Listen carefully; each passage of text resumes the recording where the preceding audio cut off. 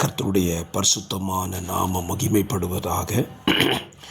ஆசீர்வாதமான ஒரு நல்ல காலவெளியிலையும் அனுதின மன்னா என்ற வேத தியானத்தினால் உங்களை சந்திப்பதில் மிகுந்த சந்தோஷம். தினந்தோறும் இந்த வார்த்தையை கேட்கிற நீங்கள் பாக்கியவான்கள். இன்றைக்கான தியான அதிகாரம் 2 ராஜாக்கள் 22ஆம் அதிகாரம். இந்த அதிகாரத்தில் யோசியா என்கிற ராஜாவை குறித்த விரிவான தகவல் நமக்கு கொடுக்கப்பட்டிருக்கிறது.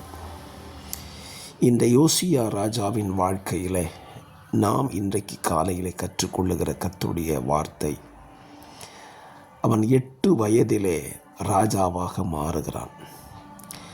ராஜாங்கத்திற்கு வந்தவுடனே அவன் செய்த முதல் வேலை தேவனுடைய ஆலயத்தை செப்பனிடும்படி தீர்மானம் பண்ணுகிறான். இன்றைக்கு அதிகார வர்க்கத்தில் வருகிறவர்கள், அது ஆவிக்குரியவர்களாயிருந்தாலும் சரி, உலகத்துக்குரியவர்களாயிருந்தாலும் சரி, முதலாவது தங்களை பாதுகாத்து கொள்ள தீர்மானிக்கிறார்கள்.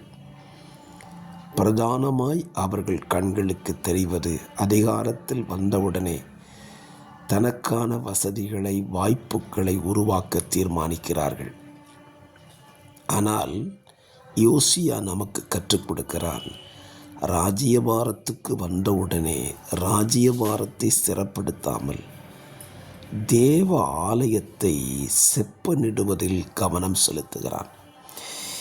என்னை கேட்கிற அருமையான கர்த்தருடைய பிள்ளைகளே, உங்கள் வாழ்க்கையில் ஆண்டவரிடத்தில் நீங்கள் நெருங்கி வர வர உலகத்தின் நன்மைகளுக்காக உங்கள் வாழ்க்கையில் அதிக முக்கியத்துவம் கொடுக்காதபடி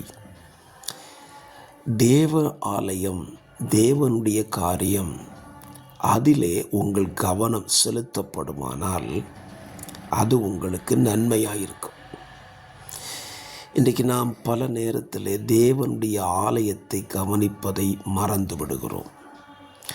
தேவ ஆலயம் என்று சொன்னாலே 2 விதத்தில் இருக்கிறது. ஒன்று நம்முடைய சரீரமாகிய ஆலயம், இரண்டாவது நாம் கூடி வந்து தேவனை ஆராதிக்கிற பொதுவான இடம் தேவாலயம்.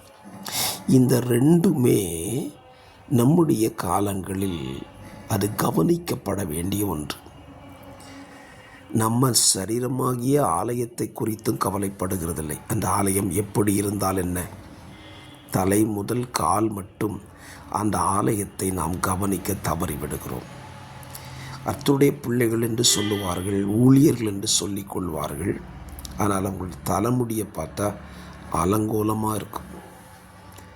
தேவன் அதையெல்லாம் பார்க்கிறதில்லை என்று சொல்லிவிடுவார்கள். நான் சொல்லுவேன், தேவாலயம் சுத்தமாக வைத்திருக்க வேண்டியது நம்மேல் விழுந்த கடமை அல்லவா?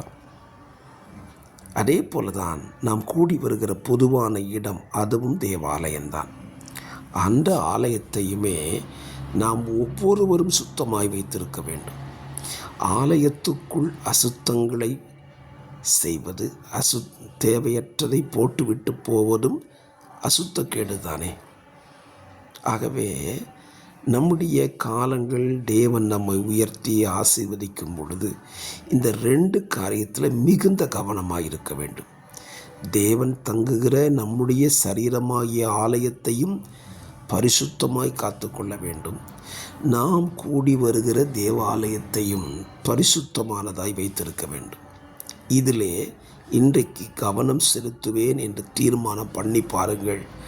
அதற்குரிய ஆசீர்வாதத்தை நீங்கள் பெற்றுக்கொள்வீர்கள். யோசியா அதை செய்ய தீர்மானித்தான். அவனுக்கு கிடைத்த ஆசீர்வாதம் ஏராளம். அந்த ஆசீர்வாதத்தை நீங்களும் பெற்றுக்கொள்ள இந்த காலவெளியில் கர்த்தர் உங்களோடு கூட பேசுகிறார். ஆகவே உங்கள் சரீரமாகிய ஆலயத்தையும் கவனியுங்கள், கூடி வருகிற தேவாலயத்தையும் கவனியுங்கள். அதை செப்பனிட்டு அதிலே தேவனை மகிமைப்படுத்துங்கள். தேவன் உங்களை ஆசீர்வதிப்பார். பரிசுத்த பிதாவே, நல்ல சிந்தையோடு இந்த நாளை துவங்கமுடைய பிள்ளைகளுக்கு உதவி செய்யுங்க. தேவாலயத்தை யோசியா எப்படி செப்பனிட்டானோ அப்படி போலவே தங்களுடைய ஆலயத்தையும் கூடி வருகிற ஆலயத்தையும் செப்பனிட உதவி செய்யும். இயேசு கிறிஸ்துவின் நாமத்தில் தாழ்மையோடு ஜெபிக்கிறேன். ஜெபம் கேளும் நல்ல பிதாவே, ஆமென்.